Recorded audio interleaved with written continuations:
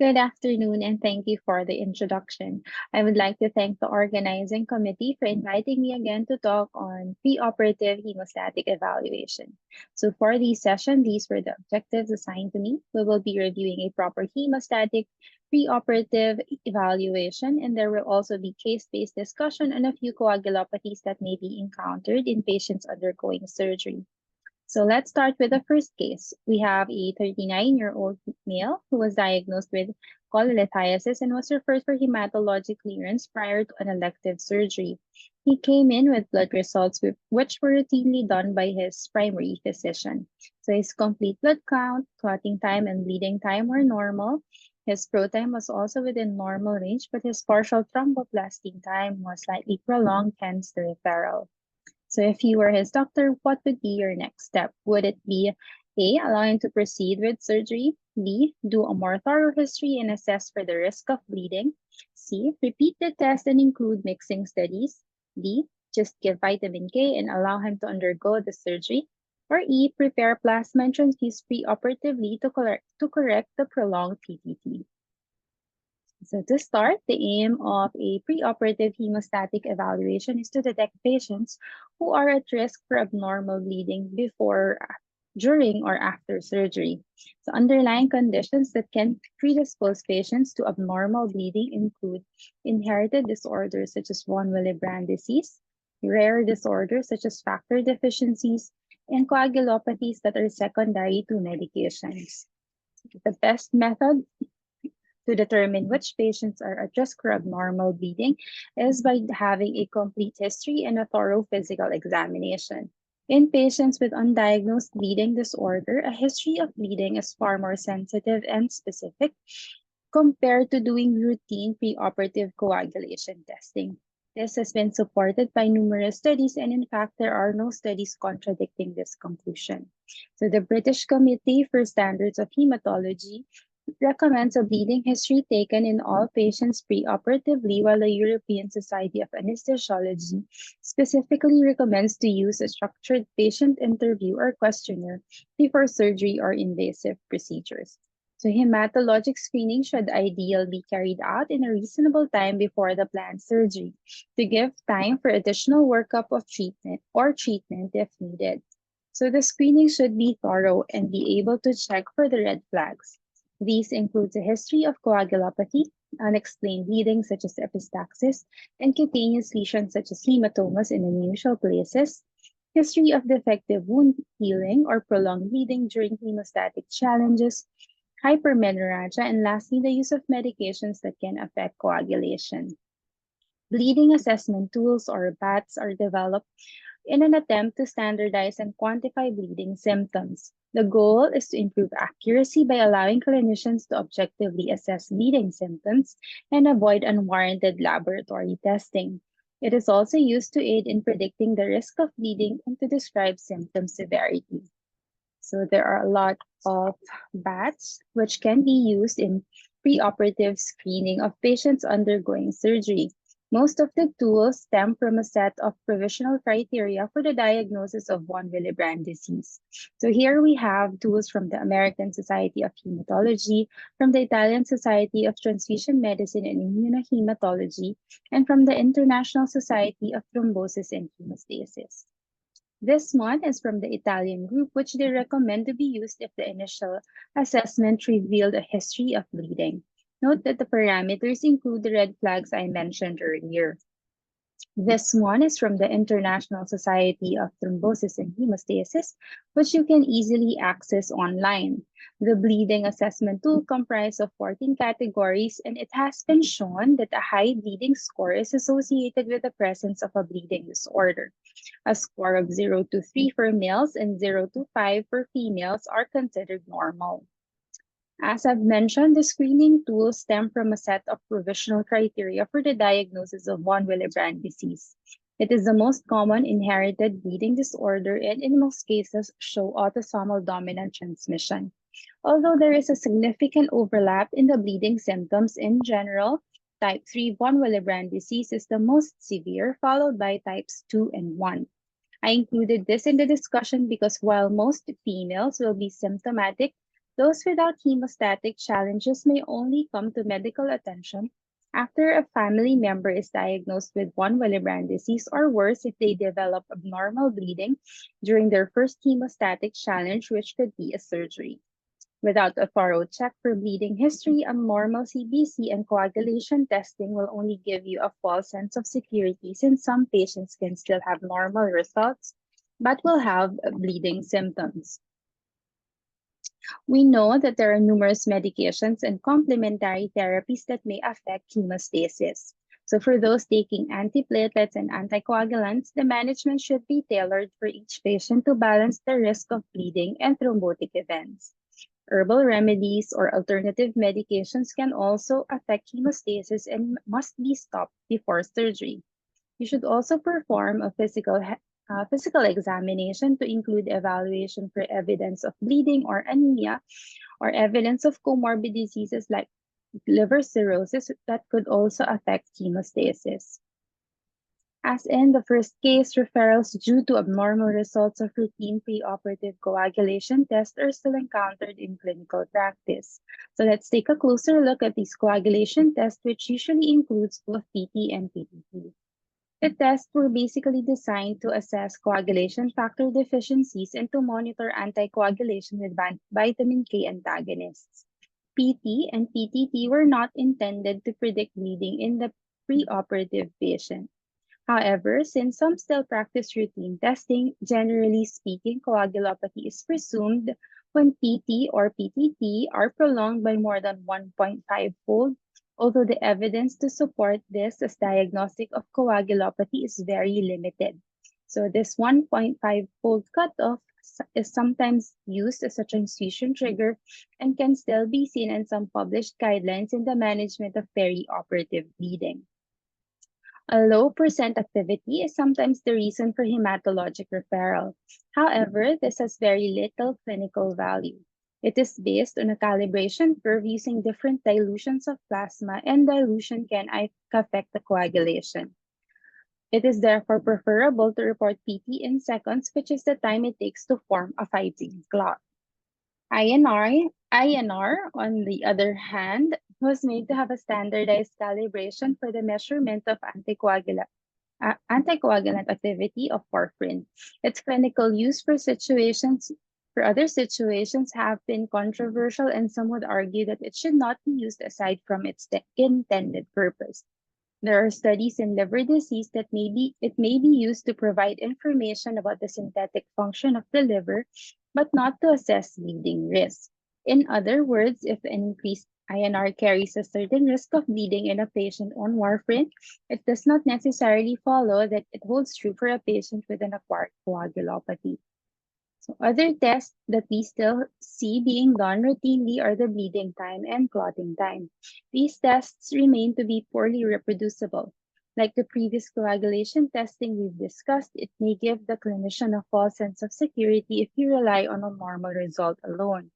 A normal bleeding time or clotting time does not exclude the possibility of excessive hemorrhage during invasive procedures.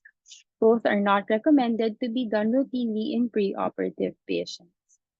Here, Kitchens presented a summary as to why they think routine laboratory testing are not sufficient to identify those who are likely to experience operative hemorrhage.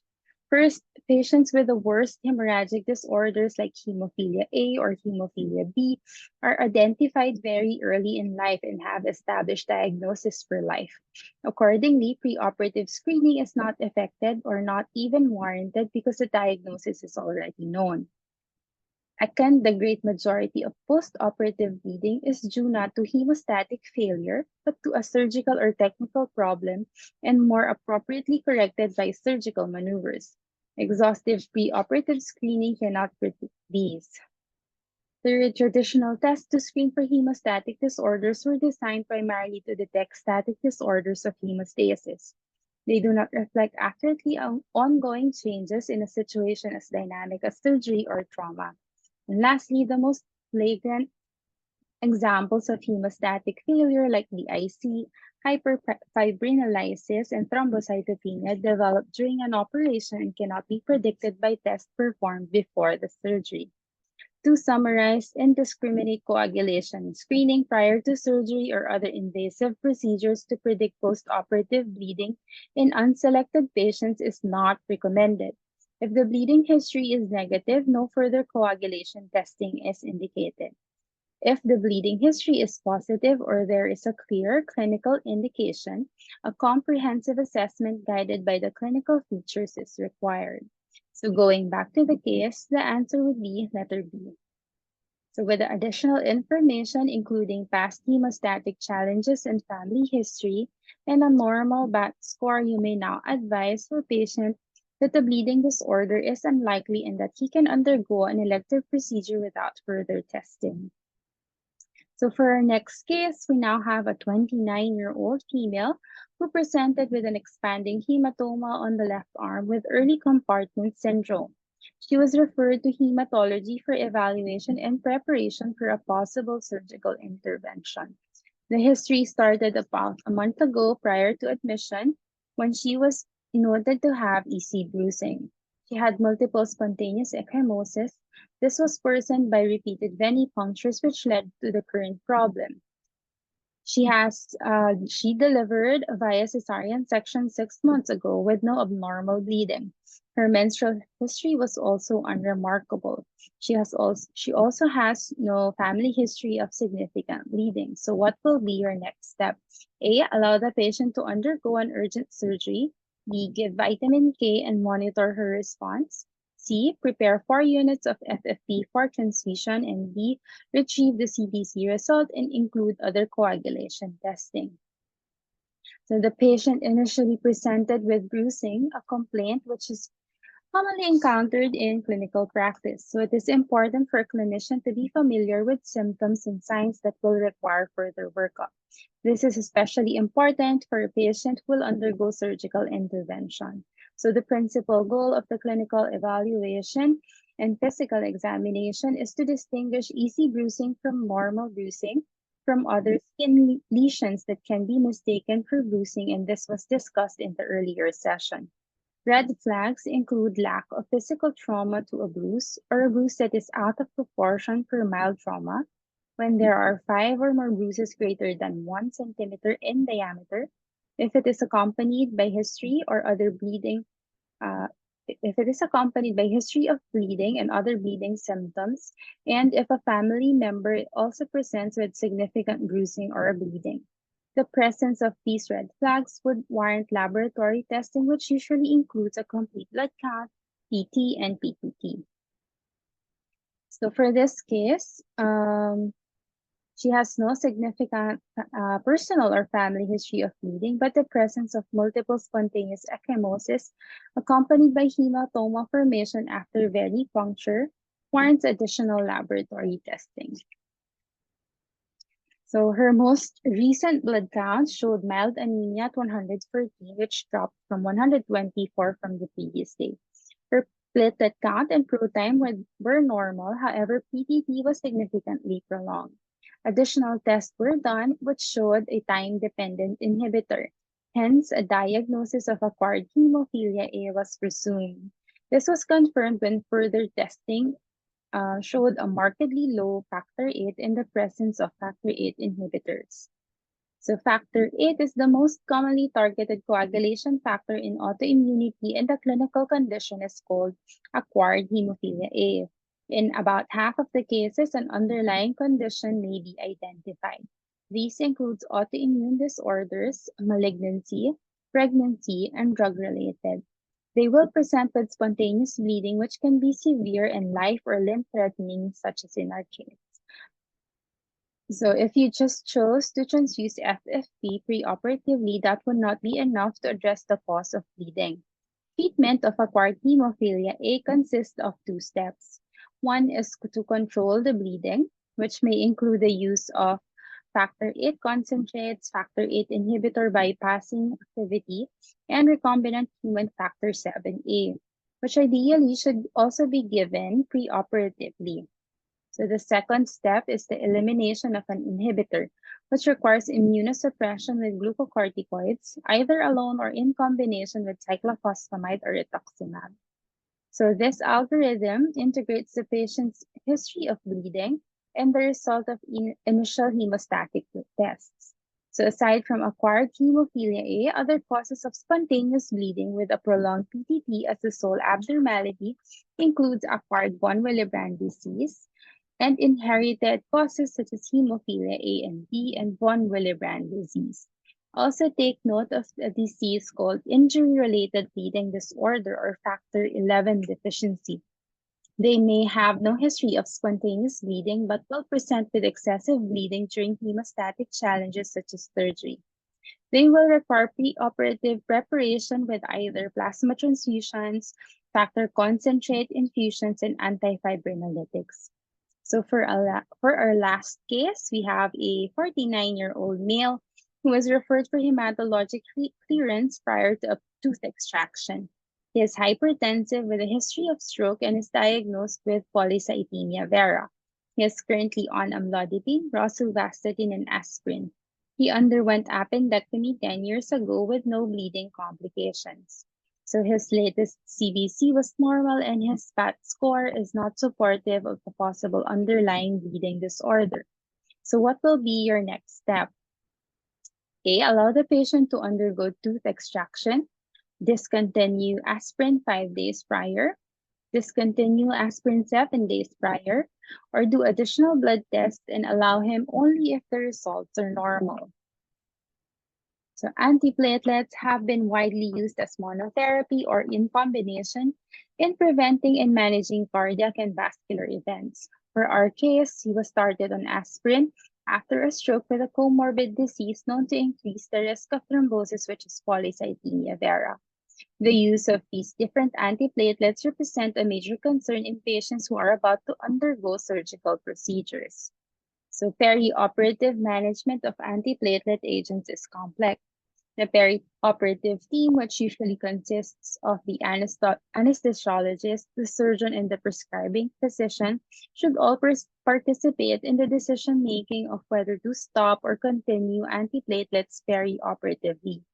The team should consider the following when deciding: the initial indication for platelet therapy, the consequences or the risk of thrombosis, um, if the antiplatelet is discontinued prior to surgery, and the inherent bleeding risk of the procedure. So this risk stratification is used for patients on anticoagulation or antiplatelets or other hematologic conditions in which the bleeding risk of the procedure is taken into consideration.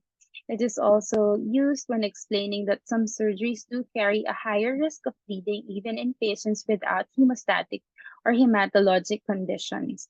Low risk surgeries involve non-vital organs, a surgical site that is exposed, or if there is only limited dissection. So your dental procedures belong to this stratification.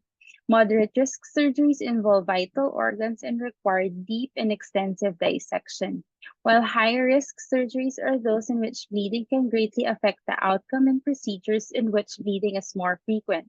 Examples are neurosurgery and ophthalmic surgeries, particularly posterior chamber procedures. So this flowchart summarizes the recommendation of the study by Dimino. The recommendations were based on the analysis of retrospective studies on perioperative handling of antiplatelet drugs. As mentioned earlier, it is important to assess the risk for both bleeding and thrombosis for each case. This flow chart also takes into consideration the time of surgery from the elapsed time from the vascular event or the time from stent implantation if applicable. Based on these studies included in the review, patients receiving long-term aspirin therapy for secondary prevention can safely continue treatment perioperatively for most of the major surgeries except for high-risk procedures such as intracranial surgery. One of the studies that supported this recommendation is a study entitled Non-Cardiac Surgery in Patients with Coronary Stents, or the RECCO study. This is an observational cohort study which enrolled 1,134 patients with coronary stents undergoing urgent or planned non-cardiac surgery. So they evaluated the rate of major adverse cardiac and cerebrovascular events and major or minor bleeding complications.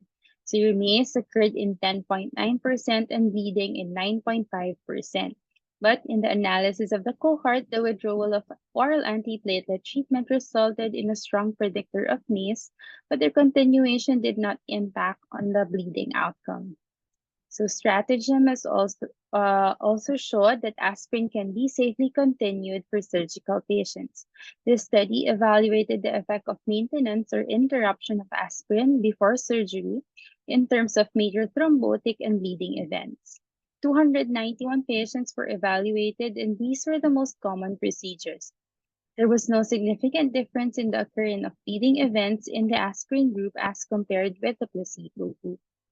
So going back to our case, who is on aspirin for secondary prevention and is undergoing a low risk procedure, the answer is letter A. Allow the patient to undergo tooth extraction without regrowing the antiplatelet treatment. So in summary, preoperative hemostatic screening must be done for all patients. This can be done by doing a complete bleeding history or by using structured questionnaires. Number two, remember the red flags in the history and physical examination and identify the patients who will need a more comprehensive hemostatic workup before surgery.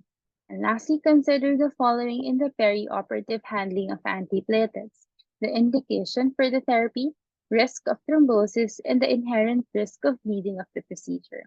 Thank you for listening.